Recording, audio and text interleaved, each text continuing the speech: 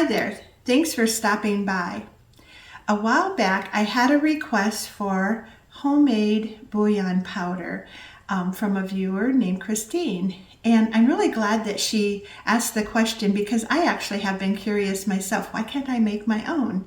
And that one of the joys of cooking from your own home is that you can experiment and you can find ways to do and make the foods the way that you like them, using the ingredients that you feel good about. So today we will be making some homemade bouillon powder, and we're going to do it a few different ways, 3 different ways actually.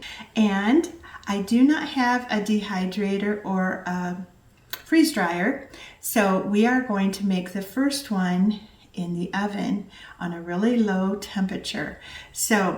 But we will start with a chicken stock, and then we will reduce it down, and then when it's done we will just pour that into a cookie sheet and bake it in the oven until it's really dry, and then pop it in the food processor. You can actually just crumble it in a bag or whatever until it's a powder.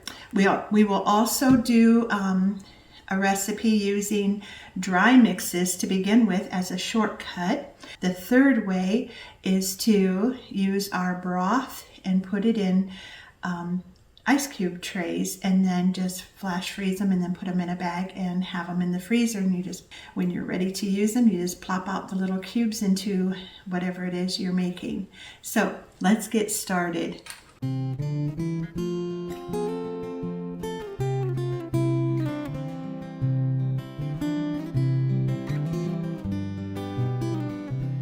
Okay, I'm just going to make a basic chicken bone broth. I'm using chicken drumsticks. I'm going to use a few cloves of garlic, some onion, and some carrots and some celery. And it's best to not peel your vegetables when you're using them in the bone broth because you want to get as much nutrition as you can.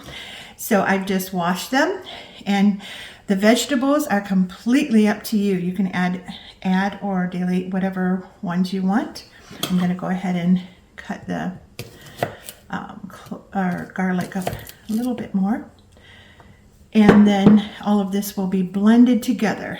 So I'll start with our chicken here. I'll just put all of the chicken in there, and then I'm just going to simply dump all the veggies in.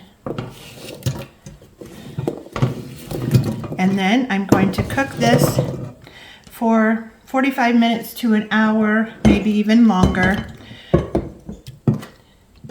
So I'll go ahead and do that, and then we'll come back.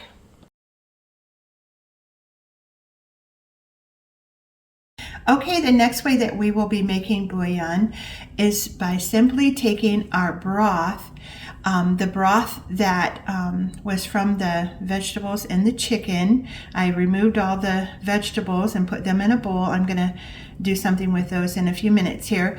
But I had let the broth cool completely and then remove all the fat from the top of it. It's important that, and also ran it through a sieve to make sure there's no chicken bits in here.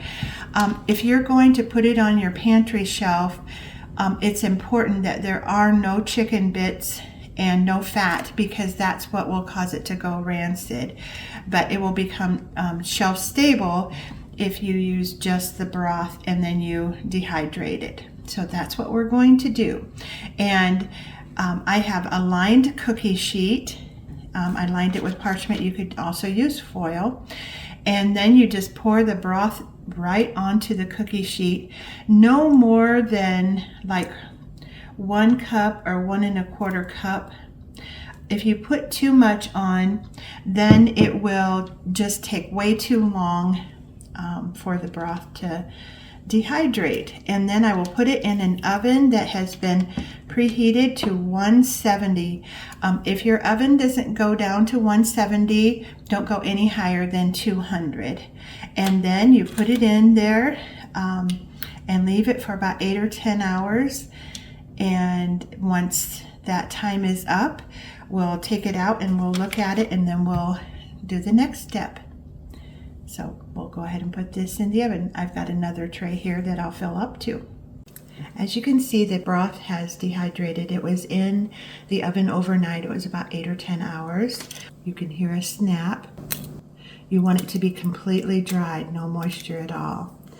So I'm going to go ahead and turn off this sound because you won't want to hear the crinkling of the paper.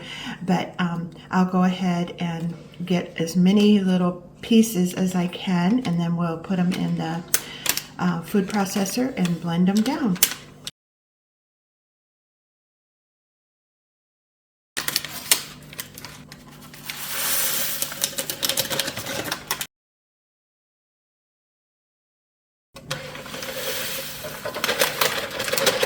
Okay, that sure doesn't look like much. I'm not sure this way is very economical as long as you have to leave it in the oven. But we will go ahead and grind it down and see what we come up with. Okay, we have about maybe a tablespoon. It was 2 cups of broth, and dehydrated, it came down to about 2 tablespoons. So I'm not sure that, I mean, it can be done. And it was easy, but it was time consuming and not sure that it's very economical. It smells very good, but we'll go ahead and put that in a very oversized jar.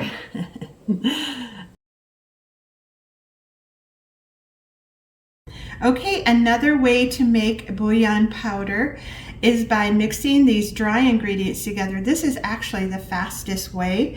You would mix like 1/4 cup of oregano, 1/4 cup of onion powder, 1/4 cup of garlic powder, 1 to 2 tablespoons of black pepper, and 2 cups of nutritional yeast.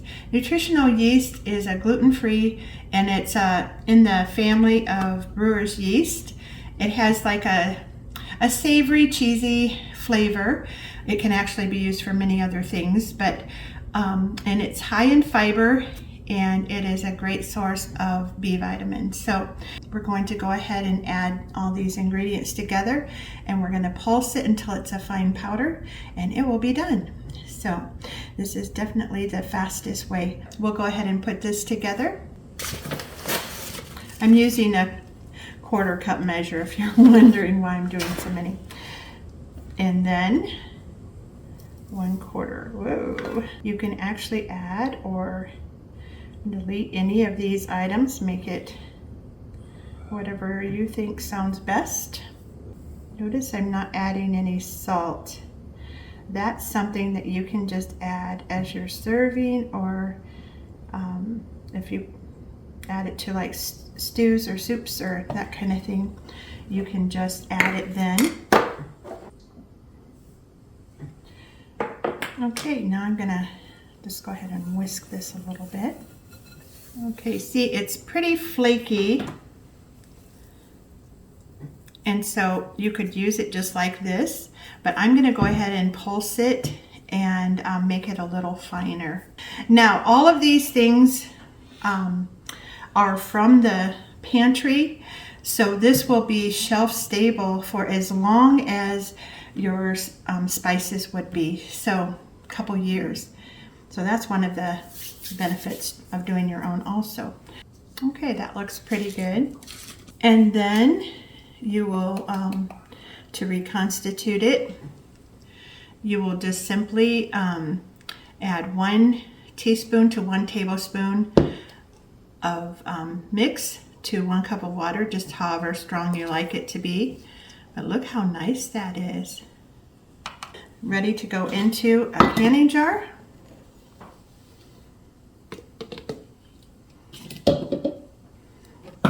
Put a lid on it and mark your lid. Make sure you know what's in there, and it's ready for the shelf, for the pantry. So that was pretty easy. Okay, now we'll go on to the next one.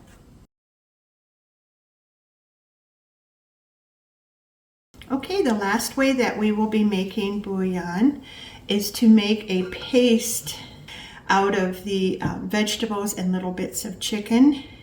It will be kind of like the little cubes that you can get, and we'll fill these up in each one of these little holes is like 2 teaspoons. So we'll go ahead first thing and put this in the food processor, and I'll pulse it until it's a nice thick paste. Okay, it looks a little bit like baby food, but it smells like the roasted chickens that you get in the grocery store, so it smells delicious. So now we'll go ahead and scoop it into the trays here. I have a cookie sheet underneath because I have a feeling it might be a little messy.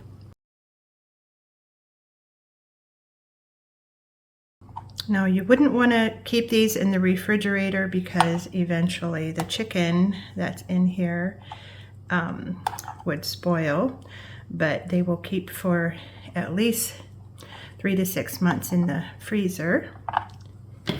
Okay, I'll pop them in the freezer.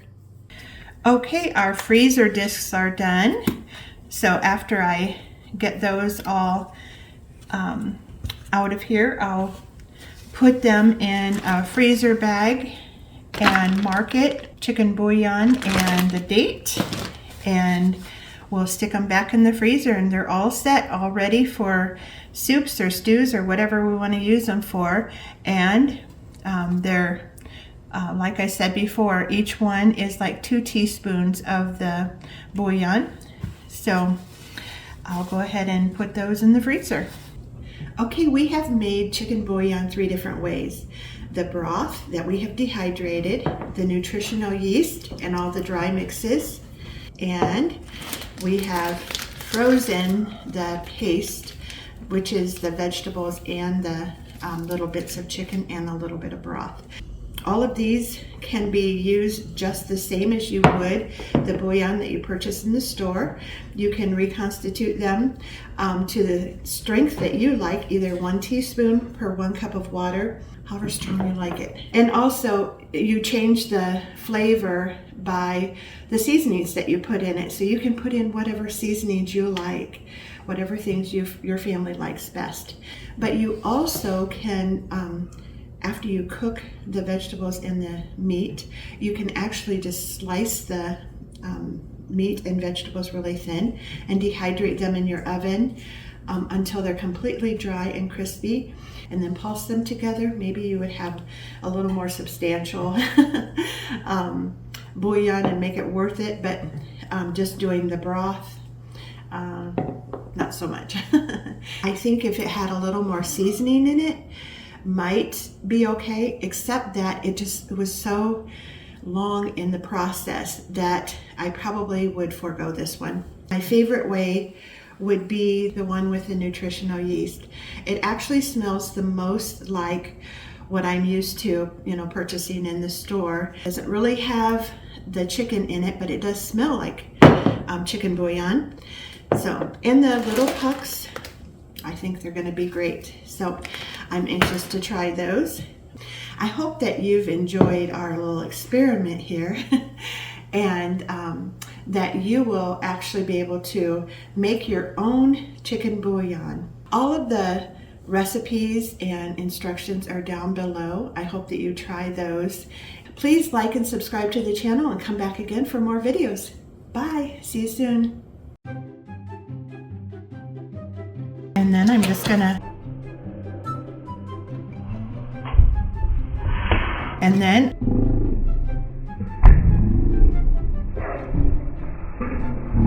vegetables and the meat is to make a paste, or little cubes, little round discs to be specific.